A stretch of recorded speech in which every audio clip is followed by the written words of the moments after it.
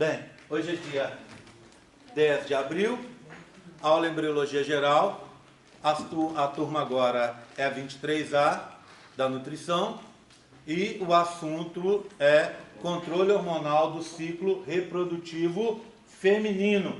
Também vamos falar do masculino daqui a pouco, para encerrar de uma vez por todas essa história. Só relembrando, aqui está a curva. Então, já expliquei ela. Vou passar rapidamente sobre ela aqui agora, tá? Para a gente poder dar uma conferida se está tudo realmente certo na cabeça de vocês. O estrógeno começa abaixo e aumenta devido ao crescimento dos folículos, dando um pico aqui. Depois se estabelece a dominância folicular, ou seja, todos morrem menos um.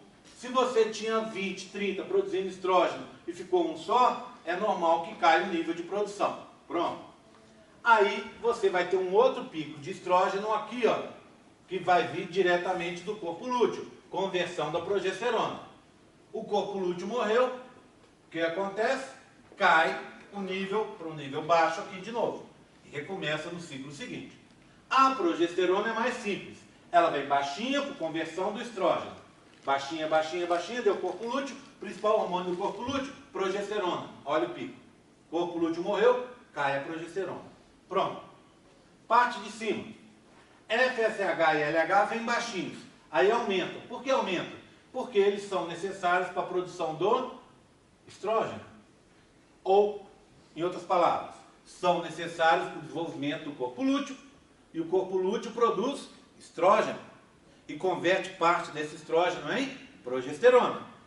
Então, ó, aumentou o nível de FSH e LH. Por outro lado, a gente poderia dizer também, o que eu expliquei? Que deixa de ter o bloqueio da progesterona. Por isso, é permitido o aumento de LH e FSH. Tá? Aí veio, ó, vieram aumentando, aumentando, aumentando. Aí você tem dois picos, um 24 horas e outro 12 horas antes da ovulação. O pico acontece pelo quê? Pelo feedback positivo com estrógeno. Aumentou o estrógeno acima de um certo nível, agiu na hipófise, e aí você teve a produção primeiro de LH e 12 horas depois de FSH.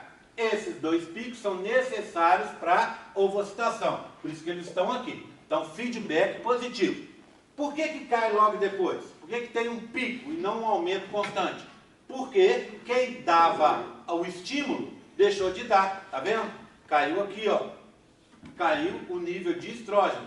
Então, obrigatoriamente, cai aqui o nível de LH e cai aqui o nível de FSH. Aí você tem uma fase, na fase secretória, o nível de LH e FSH está baixo. Por quê? Posso te dar dois motivos. Motivo 1, bloqueio pela progesterona. Motivo 2, eles não são mais necessários. Já que na fase secretória, o seu útero, você já desenvolveu o folículo, já produziu o ovócito 2, lembra? Aí você liberou esse ovócito 2 e o folículo junto, não é isso? Lá na ovulação. E o que vem na fase secretória? Ou fecundação ou nada. Então, não tem mais produção de folículos. Se tiver fecundação, gravidez. Não vai produzir gravidez. Quem já está grávido, né? Então, não tem aquela história. A minha colega está grávida de 5 meses e você acredita, minha filha, pegou menino de novo. Existe isso? Claro que não. Você está grávida, está grávida.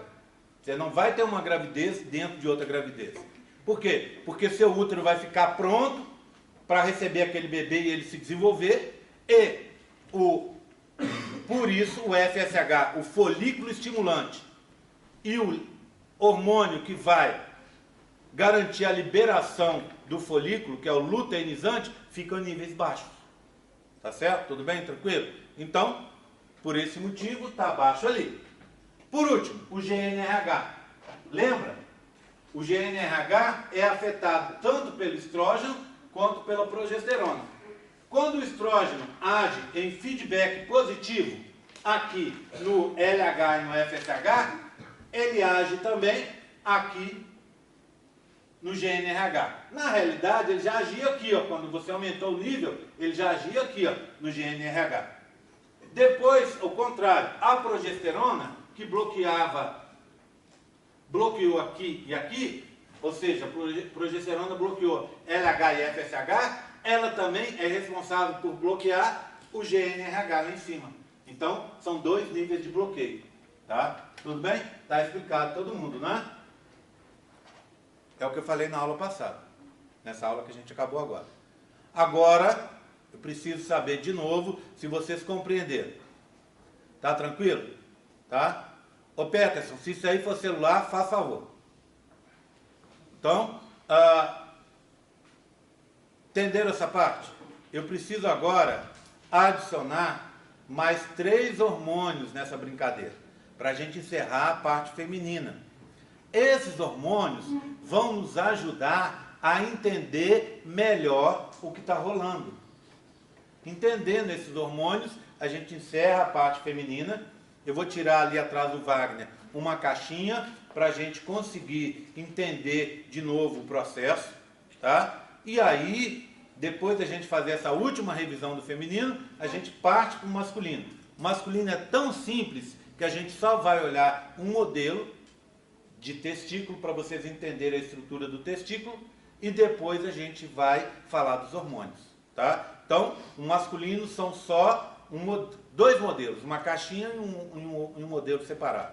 Aliás, 1, 2, 3, 4 modelos, tá? Porque na realidade você tem a gente vai olhar uma estrutura com mais detalhe logo depois. Tá bom? Tudo bem? Tranquilo? Bem, então eu vou começar com o hormônio, que algumas pessoas até perguntaram lá durante o questionário, os hormônios que chamam inibina e ativina. Eles são produzidos sempre pelos folículos, tá bom? Então, um deles começa aqui, ó, presta atenção, ó. Um deles vai começar aqui, ó. Olha aqui, ó, vou adicionar o gráfico. Ele faz uma curva assim, ó. Pronto. AGR, eu vou confundir. Posso apagar aqui por baixo, então, ó? Para não dar confusão? Pronto, ó. Tá? Você sabe que a outra curva vai continuar por lá. Tá? E o outro faz assim, ó. Olha. Olha o outro. O outro começa aqui e faz assim, ó. Também, para a gente não confundir, eu vou apagar aqui, ó. 2 hormônios, tá vendo? Esse primeiro hormônio que está aqui, ó.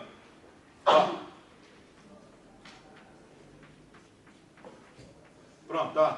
Esse primeiro hormônio que está aqui, nessa primeira curva, como é que era a história? A, B, C, D, E, F, G, H, I, J, L, K, M, N, O, P. P. É esse aqui, ó, tá? P. O que você tem no P? Produção do hormônio chamado ativina. Ativina pelos folículos em crescimento.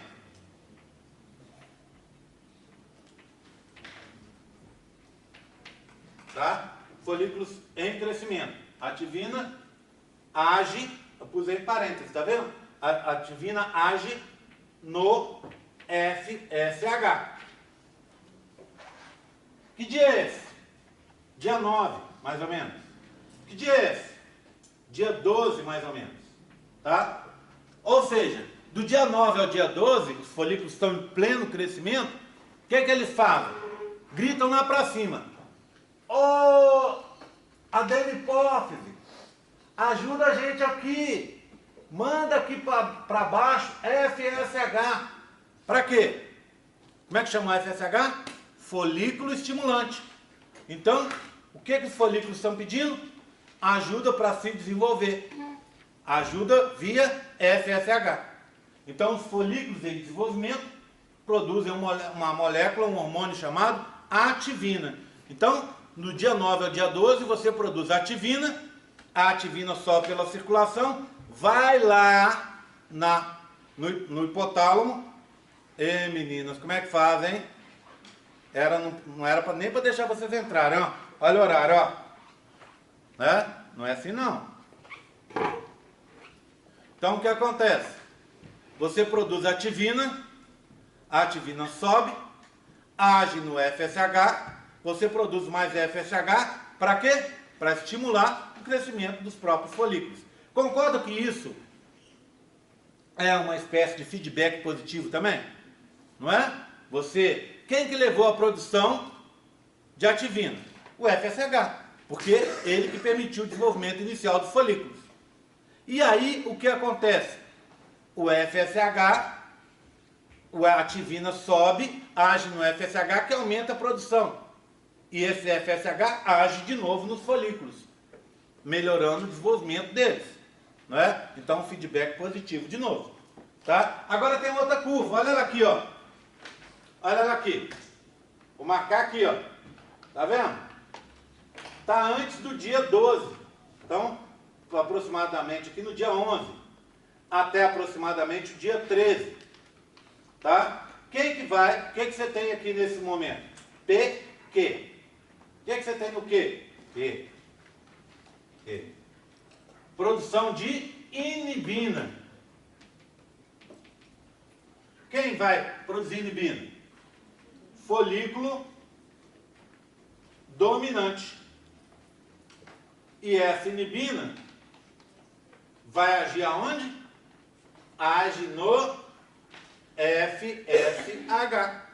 De novo, no FSH. O que aconteceu depois, perto da ovocitação? O folículo que vai dominar, ele libera a inibina para bloquear o FSH. E assim ele mata os outros folículos.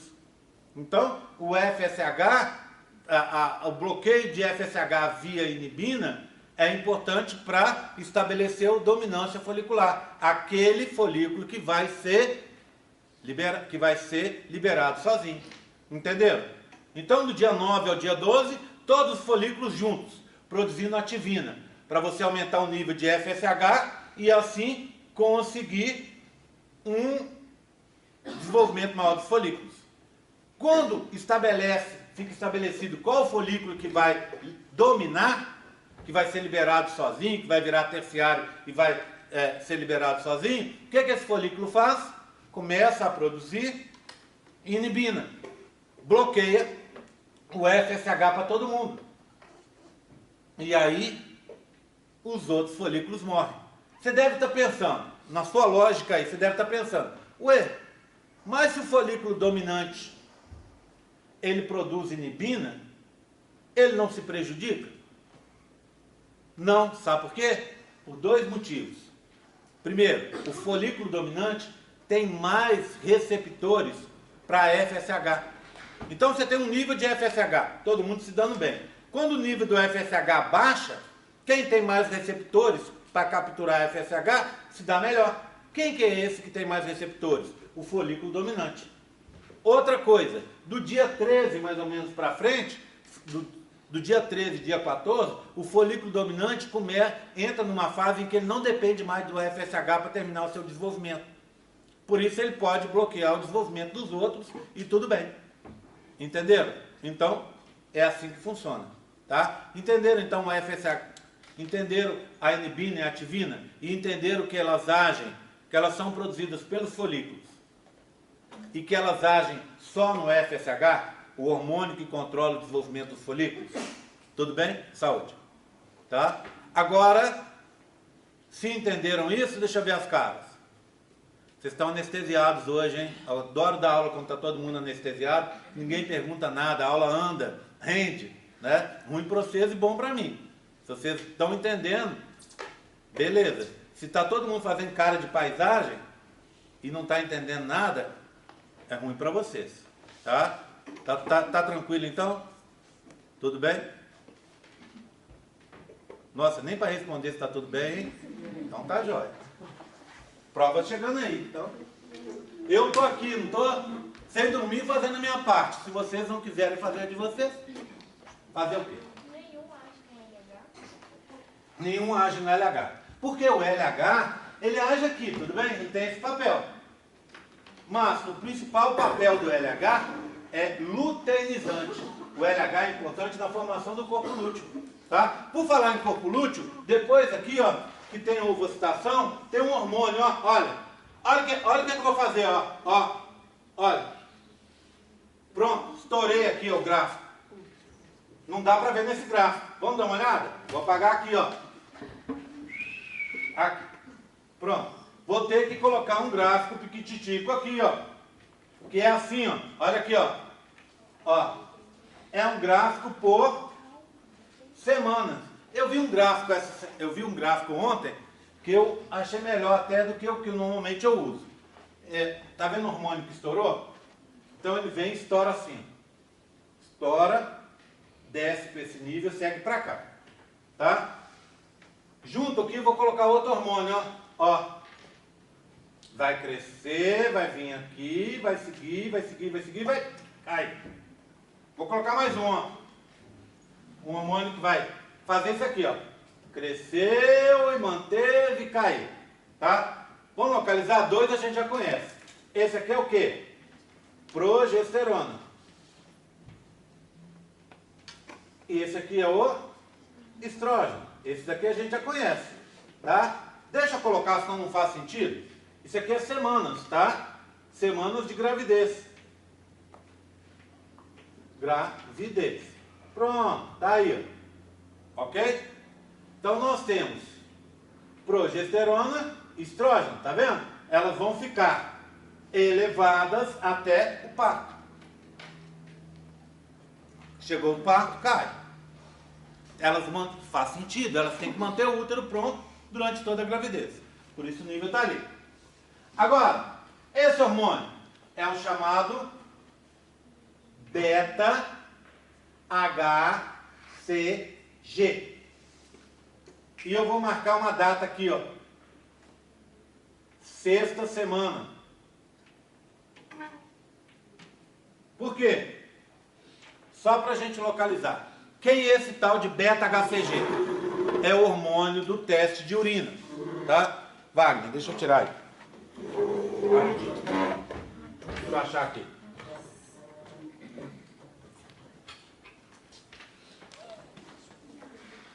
Pronto.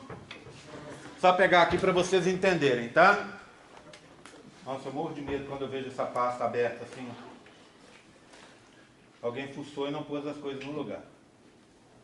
Tá bagunçado mesmo. Bem, teste de urina. Teste de farmácia. Teste de gravidez de farmácia. Como é que funciona? Se você tem dinheiro, você compra aquele que tem um bastão. Tem nojinho de pegar, né, na fita. Aí o que acontece? Você compra um que tem bastão. O que é o bastão? É essa fita coberta. Por um bastãozinho. Se não quiser, funciona do mesmo jeito. Tá aqui, ó. Certo?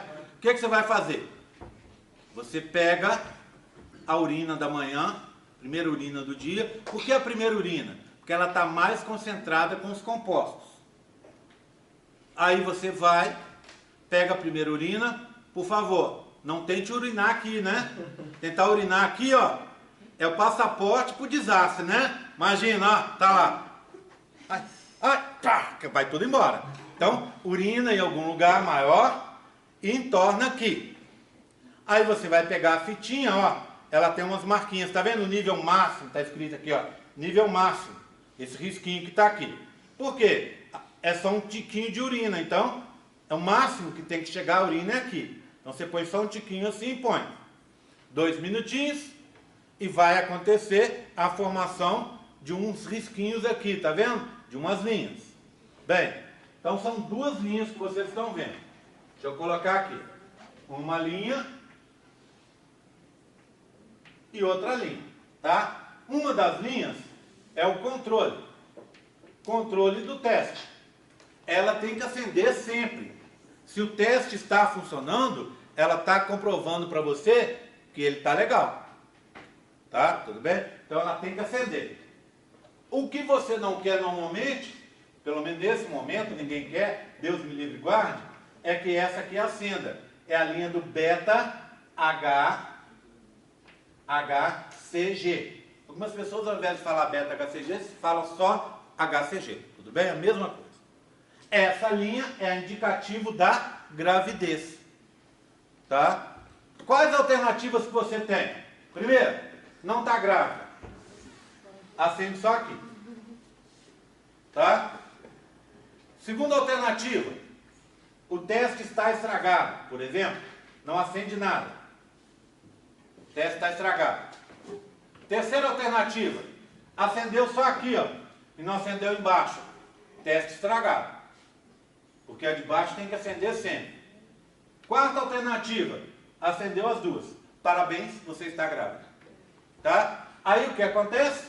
Se acendeu as duas, aí você faz um novo teste, né? Vai lá, compra um outro teste de farmácia e faz, só para confirmar, tá? Tem gente que faz isso, mas esse não é o melhor caminho. O melhor caminho é você procurar um médico e pedir para fazer o exame de sangue, para confirmar se você está grávida ou não. Certo? Tudo bem? Por quê? Porque apesar disso tudo, ainda não é um teste tão preciso quanto o teste de sangue. Só que esse teste, ele vai funcionar normalmente a partir da sexta semana. A partir da sexta semana de gravidez. Esse teste dá o que a gente chama falso negativo. O que é o falso negativo? Oi, gente. Se ele é negativo e é falso, então na realidade você só tem duas opções, né? É negativo ou positivo. Se ele é um falso negativo, ou seja, um negativo falso, ele é positivo. O que eu quero dizer com esse jogo de palavras? Você está grávida e o teste deu negativo. Só que é um negativo falso. Por quê? Porque você fez o teste aqui, ó. Quando o teste ainda não tinha capacidade de pegar a sua gravidez. Ou seja, você não tem uma concentração de hormônios que o teste consiga detectar. Quem já viu a caixinha do teste, de qualquer desses testes, vai ver o seguinte. Esse chama, olha o nome, ó, confirme. Né? Confirme. Ele diz aqui o seguinte, ó. Uma linha negativa, duas linhas positivas, e tal, vai explicando assim, tá? E ele fala assim, ó. Se o teste não funcionar, repita em 2 semanas. Tá? Por que que não pode funcionar? Por que que às vezes não funciona? Porque o nível de hormônio ainda está baixo. Por isso é falso negativo. O oposto de falso negativo é o falso positivo. Esse tipo de teste não dá falso positivo. Então ele dá falso negativo. Falso positivo, ele só vai dar em 2 ocasiões, tá? Então vamos lá. O que é o falso positivo? Ele dizer que você está grávida e você não está. Não é?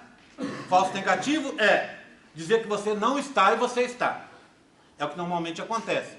Mas então ele pode dizer que você está grávida, ou seja, quando dá 2 risquinhos, você ainda pode não estar grávida? Ainda tem chance? Ah, meu Deus! Tem. Mas só 2 alternativas. Teste com defeito. Você comprou um teste que não era indicado não foi indicado pelo Inmetro, não foi avaliado pelo Inmetro, o teste estava na farmácia mais exposto ao sol, o teste está fora da validade, o teste também tem validade. Né? Então, esse é um dos motivos. O outro motivo é pior. Existem alguns tumores que produzem um monte de beta-HCG. Um deles é um tumor muito malvado, vamos dizer assim, né? Na verdade, ele é um tumor benigno. Mas ele é um tumor muito estranho. Ele dá no útero e fica desse tamanho assim, ó. E ele produz um monte de beta-HCG. Então o útero cresce e para a menina que não sabe, parece que ela está grávida. Dá um tumor enorme que produz beta-HCG. Esse beta-HCG dá sensações de gravidez. E aí o que acontece com a menina? Ela acha que está grávida sem estar. Por isso que se seu teste deu 2 linhas, você tem que ir ao médico.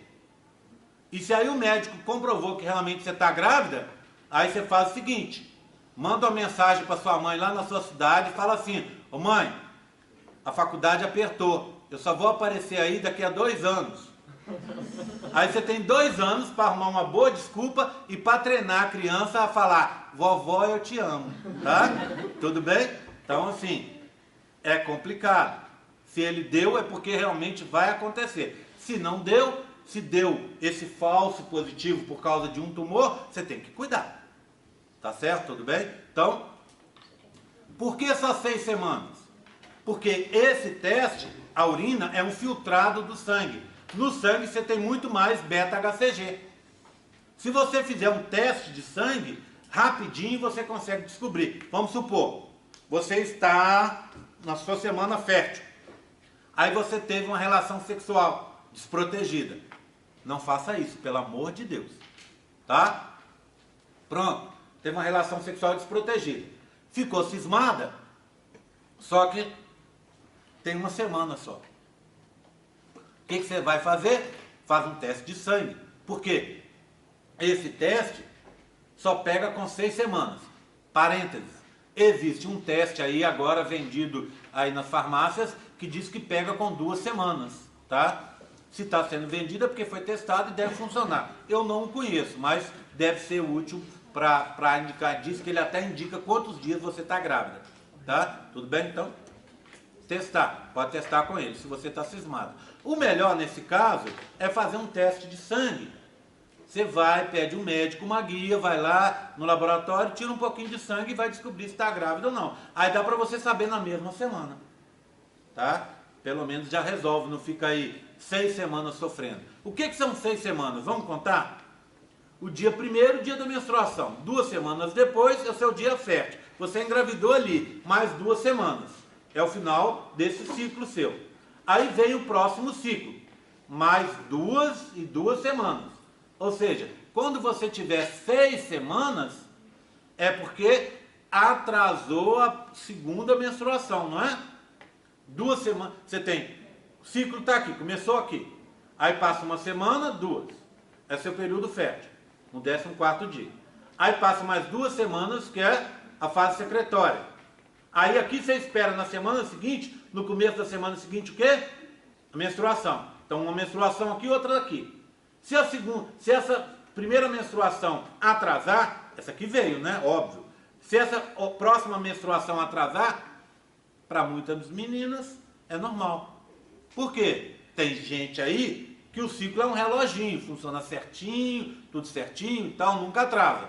Mas isso é mais exceção do que comum. O comum mesmo é atrasar, adiantar um pouquinho, tal. Então, às vezes acontece essa variação no ciclo seu. Então, muitas meninas fazem o quê? Quando atrasa, espera mais uma semana, espera mais 2, aí já atrasou 15 dias, não está vindo? Aí, se você teve relação sexual desprotegida no ciclo anterior, o que você vai fazer? Procurar comprar na farmácia o testezinho que vocês viram e ver se está tudo ok. Se não tiver, né, pensar no enxoval e no nome do bebê. Ok? Tranquilo? Tá? Então, por isso, acaba sendo um prazo mais ou menos aceitável para a maioria das pessoas. Agora, como eu te falei, qual que é a solução? Você está no seu período fértil. Só relembrando uma coisa que eu falei na aula passada que é muito importante. Primeiro, o aplicativo de celular. Com o aplicativo de celular você consegue seguir o seu ciclo. Você sabe mais ou menos em que período você está do ciclo, né? À medida que você vai anotando as coisas ali no aplicativo, vai ficando cada vez mais preciso dentro do comportamento do seu organismo. Aí o que acontece? Você sabe com o aplicativo o seu ciclo. Pronto. Aí você teve uma relação sexual dentro do seu período fértil desprotegida. Bem, relação desprotegida, eu vou usar um termo aqui que é um pouco forte, mas serve, às vezes são esses termos fortes que servem para acordar as pessoas. Relação desprotegida é burrice, ok? Por quê? Porque desprotegida, você corre o risco de ficar grávida ou arrumar uma doença sexualmente transmissível. Você vai falar assim, ai, mas meu namorado é tão limpinho, né? Ele não gosta disso, é tão caseiro, é só comigo quando a gente faz. Legal, mas e antes de você? Né? Ou naqueles dias que ele vai lá no rodeio, né? Sem você, opa, né? Você tem certeza absoluta? Bota a mão no fogo por ele? Né? Eu, sinceramente, não ando botando a mão no fogo nem por mim mesmo. Né? Então, assim, não faça. Então, se você fez relação sexual desprotegida, aí é mais do que burrice. No seu dia fértil, né? Aí é dar muita mole para azar. Pronto. O que você vai fazer? Logo em seguida, se você tem um aplicativo, você já fica atento que alguma coisa pode ter dado errado. Alternativas. Bem, fazer o teste. Tá? Outra alternativa, em casos raros, a gente vai falar bastante sobre isso mais para frente, usar a pílula do dia seguinte. A pílula do dia seguinte é para usar 2, no máximo 3 vezes por ano. Tá? Então, se você chegou e fez a burrice e depois fez o cúmulo da burrice, ter relação desprotegida no seu dia fértil, toma a pílula do dia seguinte. É bom da pílula do dia seguinte, sabe o quê? Que vai evitar a gravidez e vai te lembrar dela por muito tempo. Porque ela dá efeitos colaterais que não são fáceis. Na pílula do dia seguinte são várias pílulas anticoncepcionais que você concentradas numa só. Então você toma aquilo, o efeito colateral para o seu organismo é pesado, tá? Dá enjoo, dá vômito. Se vomitar, tomou a pílula e vomitou, tem que tomar outra, tá? Aí o que acontece? Teve dor de cabeça, teve enjoo, etc, etc, mas não vomitou a pílula? Beleza, pronto, está resolvido o problema, tá? E aí, não faça mais. Agora, se fizer até 2, 3 vezes ao ano, pode tomar a pílula do dia seguinte. Deve tomar a pílula do dia seguinte. Porque a pior coisa que pode acontecer é uma gravidez não planejada. E pior do que isso ainda é uma gravidez não planejada na idade de vocês, que estão estudando. Não vou dizer que não dá para ter filho e estudar, né? A gente tem exemplos aqui, tá? Mas que a pessoa é muito mais difícil para ela, não é? Depois vocês conversem com a colega de vocês que tem filho, pergunta para ela se é fácil. Não é fácil, não. Né? Não é fácil. É muito mais trabalho, né, Tamara? Muito mais trabalho. Tá? Não é o fim do mundo. Mas a Tamara consegue estudar porque tem apoio, né, Tamara? Alguém apoia. Você tem o quê? Um menino, uma menina? Menino? Quantos anos? 7 anos. Quer dizer, o filho da Tamara já podia estar, daqui a pouco vai estar aqui estudando com ela, né? Já podia estar aqui estudando. Se ele puder vir, eu já dou presença para ele e já conta aqui na embriologia, já é um a menos para ele, tá? Então, quer dizer, já é um rapazinho. Mas, eu conheço a Tamara, não é de hoje. Então, ela, quando ele era menorzinho, ela devia ter tido muito mais trabalho. Ela consegue estudar porque tem alguém cuidando dele agora, não é? Ou ele está no colégio, ou tem alguém cuidando, não é? A mãe está estudando, então a mãe está cuidando. Então tem o apoio. Nem todo mundo pode ter esse apoio luxuoso assim, né? Essa ajuda. Então tem que ser pensado, muito bem pensado. Ter criança é uma maravilha. Ter filho é uma maravilha. A vida da gente muda de patamar, sabe? A gente começa a descobrir as coisas verdadeiramente importantes. O que é bacana, as coisas que valem, né? Por que vale a pena a gente estar lutando? Para que a gente está aqui estudando, né? Para a gente acordar às 7 horas da manhã, né? Tendo, na verdade, passado a noite sem dormir e estar aqui trabalhando, porque tem coisas que são importantes. Tá? São importantes não só para o nosso futuro, mas para o futuro deles também. Mas, isso é muito bacana até a segunda linha. Ou seja, se você puder evitar, melhor que você evite.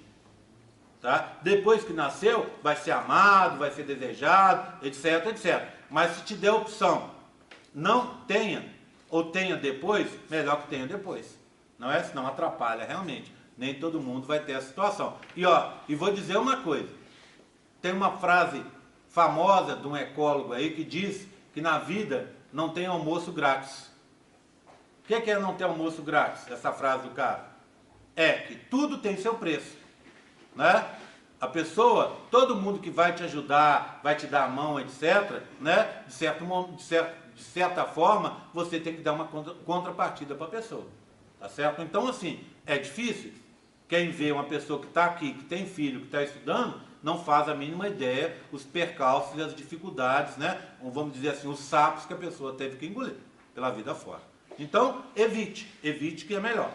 Tenha no momento que você puder ter, quando você já tiver formado, já tiver formada, tá? Quando você já tiver seu emprego garantido, quando você já tiver, né, seu primeiro milhão no bolso, tá? O seu helicóptero que você sempre quis, aquela casa em Monte Carlo que você sempre quis, tá? Então, assim, a sua equipe de Fórmula 1 que você sempre quis comprar uma, depois disso pode ter filho, tá? Então, na realidade é uma brincadeira, mas se estabeleça primeiro, é o melhor. Fica muito melhor, tá certo? Então, assim, fiz essa pausa para contar a história do beta-HCG. Agora, vamos entender um pouco melhor o que é esse tal desse beta-HCG? Quem produz o beta-HCG? Ele começa a ser produzido pelo gameta feminino e pelas células da corona radiata. Depois ele vai ser produzido pelo... deixa eu anotar aqui, ó. Depois ele vai ser produzido pelo embrião em desenvolvimento. O beta-HCG é um primo do LH. Então, ó, beta-HCG. Vou colocar aqui, ó, primo, vamos colocar entre aspas, né? Então daqui a pouco alguém vai falar que eu estou falando errado. Primo do LH. No sentido de que ele é uma molécula muito parecida com o LH. E como ele é muito parecido, ele faz quase tudo que o LH faz. Menos fazer a liberação do corpo lúteo. Tá? Por exemplo, há um tempo atrás eu falava assim, coisa que a gente vê no livro. O LH é responsável pela produção do corpo lúteo e manutenção do corpo lúteo. Meia verdade. Pela produção, sim. Pela manutenção, não. Por quê? Olha aqui, está no gráfico, ó. Aqui tem corpo lúteo? Tem. Por que eu sei que tem corpo lúteo? Porque tem progesterona e estrógeno. Mas tem LH? LH nos níveis mais baixos de todo. Então, LH praticamente não tem. Concorda? Se eu tenho corpo lúteo e ele é responsável pela manutenção, eu deveria ter um nível mais alto de LH aqui pelo menos? E eu não tenho? Por quê? Porque quem vai fazer o papel do LH é o beta-HCG. Então ele age no corpo lúteo, fazendo um estímulo. E o corpo lúteo vai produzir o quê? Progesterona e estrógeno. E o que a progesterona e o estrógeno fazem? Principalmente a progesterona. Bloqueia LH e FSH. Repararam numa coisa? Olha o gráfico. Você tem beta-HCG sua gravidez inteira. Porque o beta-HCG vai agir no corpo lúteo e até, contei para vocês que ele dura 3 meses, né? 3 meses. Depois ele age na placenta, do 4º ao 9º mês. Pronto. Tá? Então, e aí o corpo lúteo e a placenta produzem progesterona que bloqueia LH e FSH e você não tem nova gravidez. Menina está grávida. Baixou o nível de beta-HCG, vai vir um aborto. Menina está grávida, está com um nível muito elevado de beta-HCG, alguma coisa está errada. Então, o beta-HCG, o nível correto do beta-HCG é uma coisa importante para a gravidez que está vindo.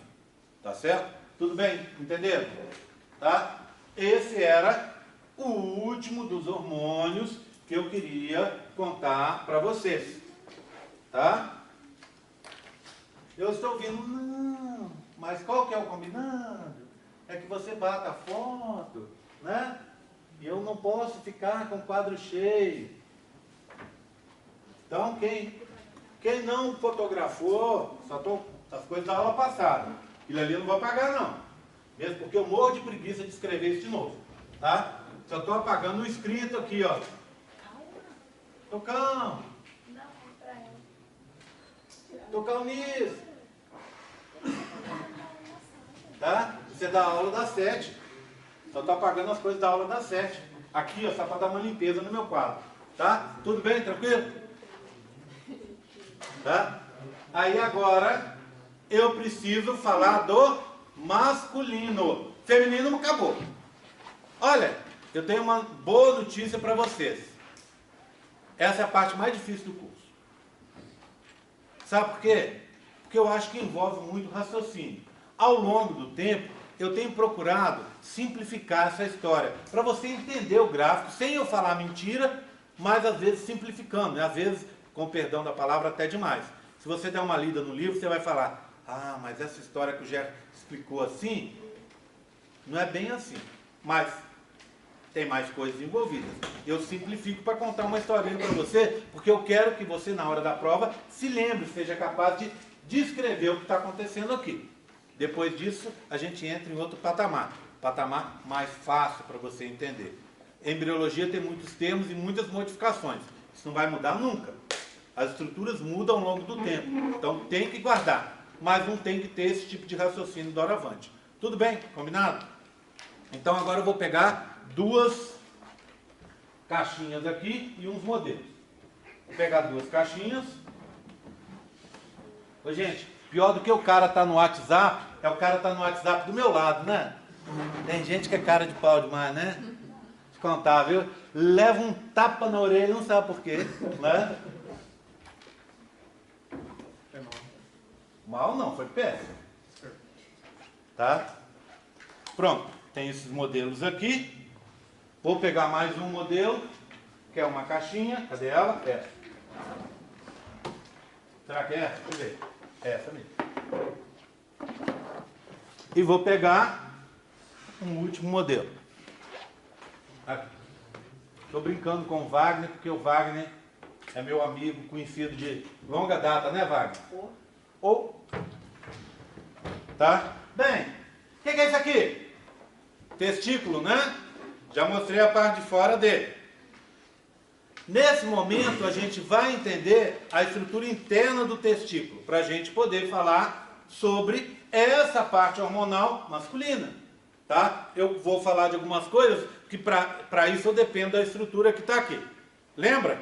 Epidídimo, cabeça, corpo e cauda do epidídimo. Ducto deferente, testículo. Túnica albugínea do lado de fora, tá? Epitélio, túnica albugínea, igual o ovário, tá? Tudo bem? Lá dentro, olha, lá dentro o que a gente tem? Você vai ter essa estrutura aqui, que vai formar septos, tá vendo? Ó, septos, para separar essas bolinhas em azul que estão aqui. Essas bolinhas são os lóbulos testiculares. Então, você tem um tecido e tem lóbulos aqui, ó. São em torno de 40 a 50 desses por testículo. Tá vendo? Ó, fiz uma escavada aqui para a gente poder ver que existem uns lóbulos por baixo.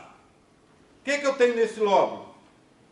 Umas estruturas fininhas aqui, ó, uns tubos bem fininhos que estão aqui de verde escuro. Esses túbulos são chamados túbulos seminíferos. É aqui que ocorre a produção do espermatozoide, nesses tubinhos aqui. Como é que é um tubinho desse? Ele é muito fininho, mas é comprido. Eu tenho até 4 tubinhos desse dentro de cada lóbulo. Esse tubinho, ele tem até 80 centímetros. Imagina, o testículo é desse tamanho, eu tenho 50 lóbulos. Em cada lóbulo, 4 tubinhos de até 80 centímetros. Como isso é possível? Isso é possível porque os túbulos seminíferos são muito fininhos. Muito fininhos. Para vocês terem uma ideia, eles têm o diâmetro de 10% de um fio de cabelo. Então, num fio de cabelo, eu consigo colocar 10 deles. E eu tenho 4 por túbulo seminífero, por lóbulo testicular. Então, septos e lóbulos, tá vendo? Túbulos seminíferos lá. O que acontece no túbulo seminífero? A produção dos espermatozoides. Uma vez eu falei com vocês, vamos fazer o caminho dos espermatozoides? Vamos fazer de novo o caminho dos espermatozoides? Então, ó, o espermatozoide é produzido no túbulo seminífero. Aonde? No lóbulo testicular. Dali, qual que é o caminho do espermatozoide? Esses tubinhos roxinhos que estão aqui, ó. Como é que eu chamo esses tubos? Túbulo, sempre túbulo. Túbulo reto. Então ele sai do túbulo seminífero para o túbulo reto. Do túbulo reto, ele vem para essa estrutura que parece uma redinha. Como é que eu chamo essa rede? Rede testicular. Ou rete-testes, tá? Então, ó.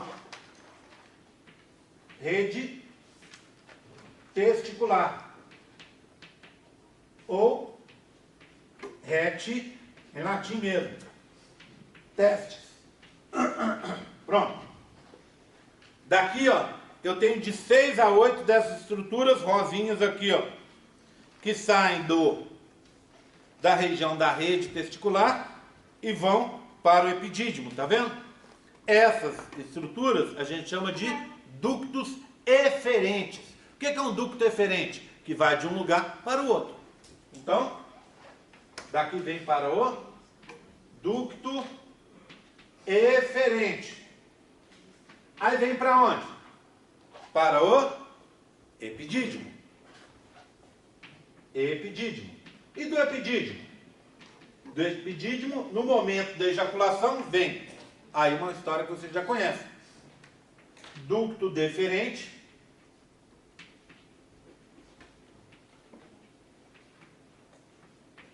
Próstata, não é isso? Na próstata chega o ducto da vesícula seminal. Quando chega esse ducto e junta com o deferente, forma o quê? O ducto ejaculatório. Dentro da próstata ainda, né? Ejaculatório. Do ducto ejaculatório vem para onde? A uretra. Pronto, aí, ó. Caminho dos espermatozoides completinho. Tá? Ok? Bem, agora eu vou fazer, ó, lembra? Túnica albugina igual ao ovário por fora. Por isso que ele é branquinho, igual ao ovário, ó. Para proteger. E depois um epitélio por lá de fora, tá? Epitélio simples, prismático, com células elevadas aqui. Pronto. Tá? Pronto. Agora o que eu vou fazer? Eu vou pegar um tubinho desse, vou esticar e vou cortar para a gente ver como é que ele é por dentro. Então eu vou guardar esse aqui e vou pegar um tubo em corte. Olha como ele é, ó. Tá vendo? Apesar dele ser fininho, a parede é grossa. No sentido de que ele tem uma luz pequena, tá vendo? Um espaço interno pequeno. O que eu tenho aqui, ó? Eu tenho algumas estruturas que eu preciso contar para vocês. Então, a primeira das estruturas são essas aqui de fora, ó. Tá vendo? São umas células rosas com núcleo branco. Essas células se chamam células mioepiteliais.